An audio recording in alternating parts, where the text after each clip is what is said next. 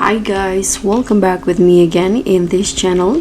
So on today's tutorial I'm going to show you how you can get this legendary deep sea crab in Fish It Roblox.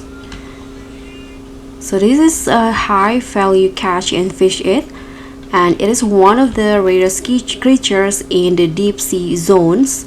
So if you want to know how I can get it, you can just follow my steps in here.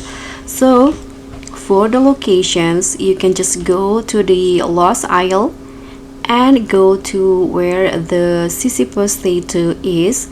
You can just head into these buildings right here and go inside here. And for the road that I used to catch it, I used the Astral Rod and also the Chroma Bait. So you can just fish in here in the Sisyphus statue using the auto fishing. So that's how you can get the